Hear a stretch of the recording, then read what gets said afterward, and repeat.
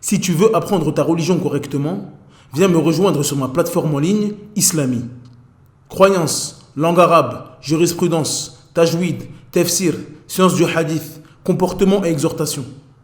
Tout cela dans une seule et même formation. Tu pourras apprendre les bases de ta religion avec des vidéos simples et détaillées. Pour plus de détails, clique sur le lien dans la description. Bonne vidéo. Assalamu alaikum wa rahmatullahi wa barakatuh. Dans cette nouvelle vidéo, nous allons voir ensemble la biographie d'Abu Bakr as-Siddiq, radiyallahu anhu. Nous verrons entre autres son nom et sa parenté, sa naissance, sa famille, sa conversion à l'islam, ou encore comment il est devenu le premier calife de l'islam. Sans perdre plus de temps, on passe à l'explication. Bismillahirrahmanirrahim. Alhamdulillahi rabbil alamin. Wassalatu wassalamu ala ashrafil anbiya'i wal mursalin. Nabiyyina Muhammadin wa ala alihi wa sahbihi ajma'in. Amma ba'd. Son nom et sa parenté. Le nom d'Abu Bakr est Abdallah, fils de Uthman, fils de Amir, fils de Amr, fils de Ka'b, fils de Sa'd, fils de Taym, fils de Murrah, fils de Ka'b, fils de Lu'ay, fils de Ghalib, fils de Fihr, fils de Malik. Il y a 6 personnes entre Abu Bakr et le prophète Mohammed sallallahu alayhi wa sallam. C'est-à-dire que leurs ancêtres se rejoignent à partir de Murrah. Ses surnoms. Al-Atiq. Le terme Al-Atiq signifie un esclave affranchi. Aïcha radiyallahu anha a dit: Abu Bakr rentra auprès du prophète et le prophète lui dit: tu as été affranchi du feu par Allah. Depuis ce jour-là, on l'a surnommé Al-Atiq, l'affranchi. As-Siddiq. Le terme As-Siddiq signifie le véridique. Abu Bakr a été surnommé ainsi pour avoir rendu véridique le prophète sallallahu alayhi wa sallam et son message à de nombreuses reprises. D'après Anas ibn Malik radiyallahu anhu, le prophète sallallahu alayhi wa sallam escalada le mont Uhud avec Abu Bakr, Omar et Uthman quand la montagne trembla. Le prophète sallallahu alayhi wa sallam dit alors: ô Uhud, stabilise-toi, tu as sur toi un prophète, un véridique et 2 martyrs. As-Sahib. Le terme As-Sahib signifie le compagnon.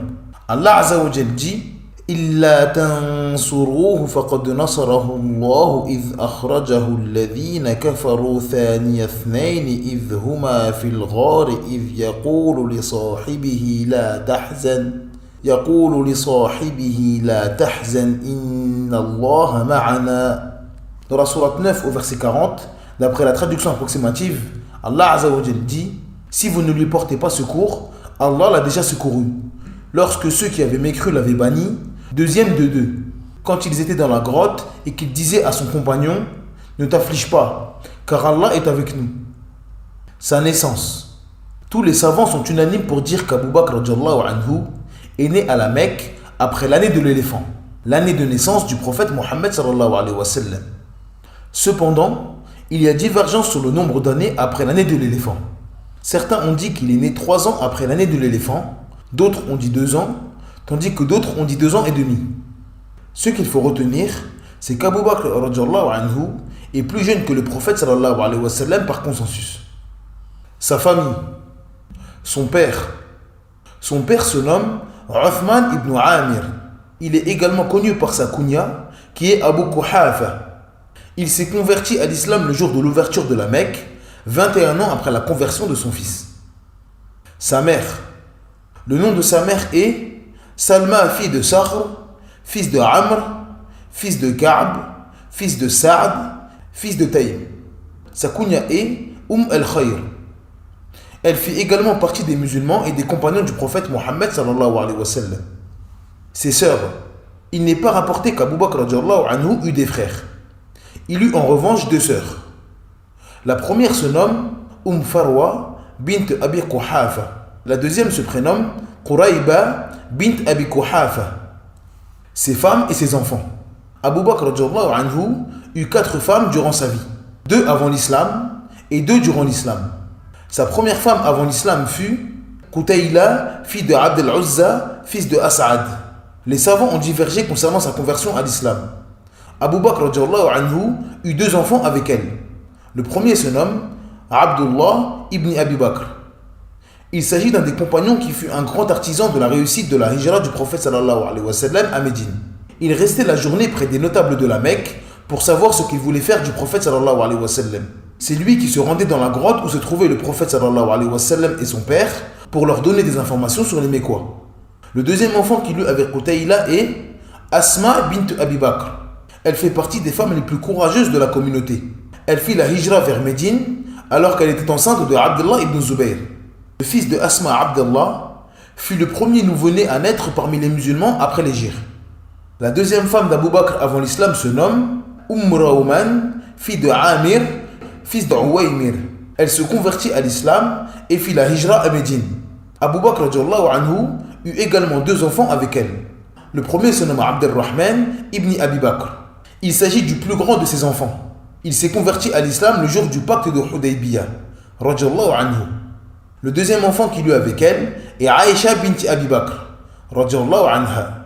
Il s'agit de la mère des croyants, la femme du prophète Mohammed sallallahu alayhi wa sallam.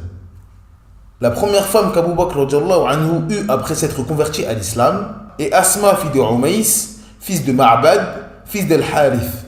Elle a fait la hijra en Abyssinie avec son premier mari, le compagnon Ja'far ibn Abi Talib anhu. Ils ont ensuite émigré à Médine. Après la mort de Ja'far, Asma s'est mariée avec Abu Bakr anhu. Asma eut un seul enfant avec Abu Bakr qui se nomme Mohammed. Après la mort d'Abu Bakr, Asma se maria avec Ali ibn Abi Talib anhu, le quatrième calife de l'islam, et le frère de son premier mari, Ja'far ibn Abi Talib anhuma. La deuxième femme qu'eut Abu Bakr après sa conversion à l'islam se nomme Habiba, fille de Kharija, fils de Zayd. Il s'agit d'une médinoise, contrairement aux autres femmes qu'Abu Bakr anhu a eues. Abu Bakr eut une fille avec elle qu'il a nommée Kulthum. Elle est née peu après la mort d'Abu Bakr anhu. Sa description physique. Alors que Aïcha était assise sur son palanquin, elle vit un homme en train de marcher. Elle dit alors: je n'ai jamais vu un homme ressemblant autant à Abu Bakr. Il demanda alors de décrire Abu Bakr. Elle dit: c'était un homme blanc de peau et maigre. Il n'avait pas beaucoup de barbe sur les joues et avait un dos légèrement courbé. Il avait un visage osseux et les yeux enfoncés dans leurs orbites. Il avait le front dégarni et les doigts fins. Son métier. Abu Bakr anhu était un commerçant. Il lui arrivait parfois de voyager pour commercer, mais le faisait également chez lui. Le commerce était considéré comme la meilleure source de revenus pour les Mécois. Les gens les plus riches et les plus respectés étaient des commerçants. Son rang avant son entrée en islam. Abu Bakr faisait partie de la haute société mécoise et il était très apprécié parmi les nobles. Les gens l'appréciaient pour son bon comportement dans la vente et sa grande culture, notamment dans la généalogie des Arabes. Son islam. Avant l'islam, Abu Bakr était proche du prophète Mohammed sallallahu alayhi wa sallam. Les deux hommes s'appréciaient et se côtoyaient de par leur âge rapproché, le commerce et surtout de par leur caractère qui était similaire. Tout comme le prophète Mohammed sallallahu alayhi wa sallam, Abu Bakr ne s'est jamais adonné à l'adoration des idoles comme les Mécois de l'époque. Il ne consommait pas d'alcool et ne pratiquait pas toutes les turpitudes qui étaient fréquentes chez les Arabes à cette époque. Ces nobles comportements ont été une grande cause dans son acceptation immédiate à l'islam. Les savants ont divergé sur le fait qu'Abu Bakr anhu soit la première personne à être entrée dans l'islam. L'imam al-Qurtubi rahimahullah dit à ce propos: le premier homme libre à être entré dans l'islam est Abu Bakr. La première femme est Khadija, le premier enfant est Ali, le premier esclave affranchi est Zayd ibn Haritha et le premier esclave est Bilal. Fin de citation. Le prophète sallallahu alayhi wa sallam avait l'habitude de dire lorsque des compagnons étaient en désaccord ou en conflit avec Abu Bakr: certes, Allah m'a envoyé vers vous. Vous avez dit dans un premier temps: tu as menti. Alors qu'Abu Bakr a dit immédiatement: tu dis la vérité. Sa prédication. Après sa conversion à l'islam, Abu Bakr apprit le tawhid et les fondements de l'islam. Il apprit également que l'islam était une religion de science, d'œuvre et de prédication, et que la foi du croyant ne peut être complète uniquement s'il fait des efforts et des sacrifices dans sa personne et ses biens. Ceci a donc poussé Abu Bakr anhu à faire énormément d'efforts pour la religion d'Allah. Il se mit donc à appeler les gens autour de lui à l'islam et à dépenser de son argent dans le sentier d'Allah Azza wa Jal. Les compagnons les plus célèbres qui sont entrés dans l'islam par la cause d'Abu Bakr anhu sont Az-Zubair ibn al-Awwam, Uthman ibn Affan, Talha ibn Ubaydillah, Sa'ad ibn Abi Waqqas et Abdurrahman ibn Auf. Abu Bakr a également dépensé de son argent en rachetant des esclaves musulmans tels que Bilal et d'autres afin de les affranchir. 4 mérites à propos d'Abu Bakr. Le meilleur des hommes après les prophètes et messagers. Il n'y a aucune divergence entre les gens de la Sunna pour dire qu'Abu Bakr est le meilleur des hommes de ce bas monde après les prophètes et messagers. Allah l'a choisi pour faire la hijra avec le prophète. Allah Azza wa Jal dit إلا تنصروه فقد نصره الله إذ أخرجه الذين كفروا ثاني اثنين إذ هما في الغار إذ يقول لصاحبه لا تحزن إن الله معنا فأنزل الله سكينته عليه وأيده بجنود لم تروها وجعل كلمة الذين كفروا السفلى وكلمة الله هي العليا والله عزيز حكيم. Dans la sourate 9 au verset 40, d'après la traduction approximative, Allah Azza wa Jal dit: si vous ne lui portez pas secours, Allah l'a déjà secouru. Lorsque ceux qui avaient mécru l'avaient banni, deuxième de deux, quand ils étaient dans la grotte et qu'il disait à son compagnon: ne t'afflige pas, car Allah est avec nous. Allah fit alors descendre sur lui la sérénité et le soutien de soldats que vous ne voyez pas. Et il abaissa ainsi la parole des mécréants, tandis que la parole d'Allah eut le dessus. Et Allah est puissant et sage. Dans ce noble verset, Allah Azza wa Jal fait référence au prophète Mohammed sallallahu alayhi wa sallam et son compagnon Abu Bakr radhiyallahu anhu lorsqu'ils ont fait la hijra ensemble de la Mecque jusqu'à Médine. Ce noble verset montre le grand mérite d'Abu Bakr radhiyallahu anhu sur les autres compagnons. Il est le seul compagnon à avoir fait la hijra avec le prophète sallallahu alayhi wa sallam. Cheikh al-Islam ibn Taymiyyah rahimahullah a dit: il n'y a aucun doute que le mérite concernant la hijra avec le prophète est arrivé uniquement à Abu Bakr et personne d'autre parmi les compagnons.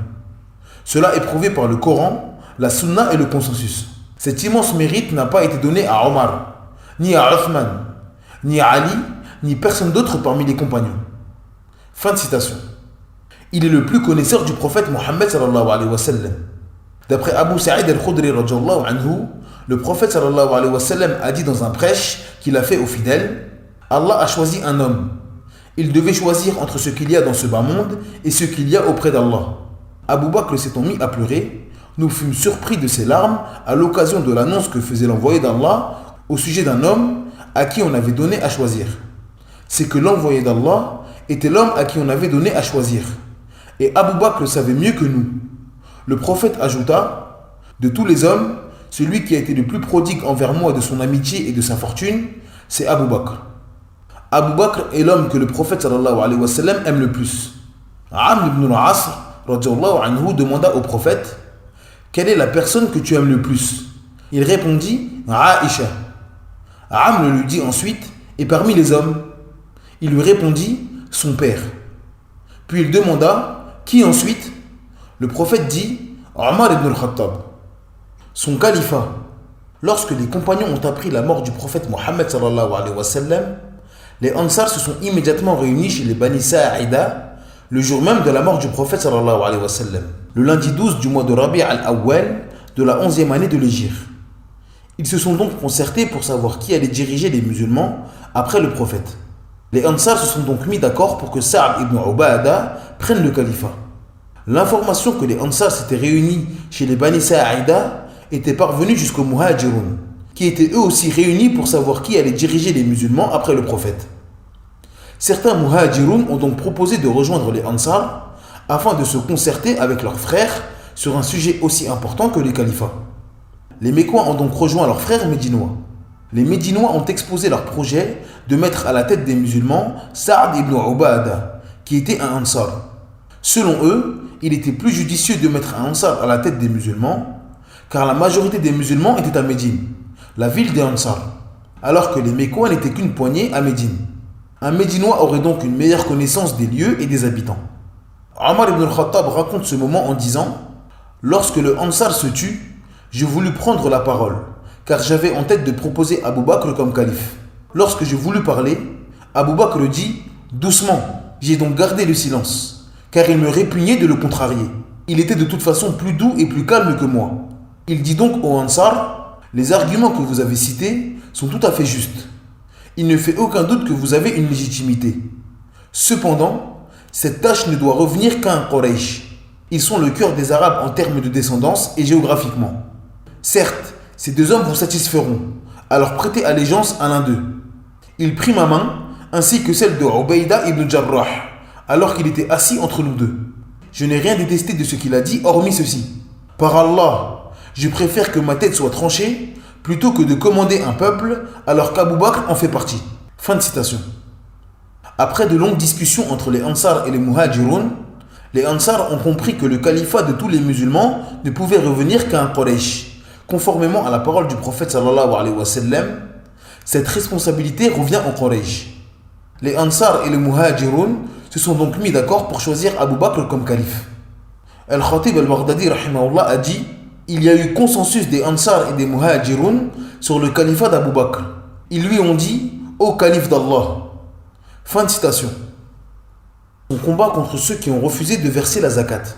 Après la mort du prophète sallallahu alayhi wa sallam, beaucoup de bédouins et des gens de villes éloignées de Médine ont apostasié. Parmi eux, certains sont tout simplement retournés à l'adoration des idoles, tandis que d'autres ont renié des adorations de l'islam. Et parmi ces adorations, il y avait la zakat. Certaines tribus ont refusé de payer la zakat au calife Abu Bakr, afin qu'il les distribue aux pauvres parmi les musulmans.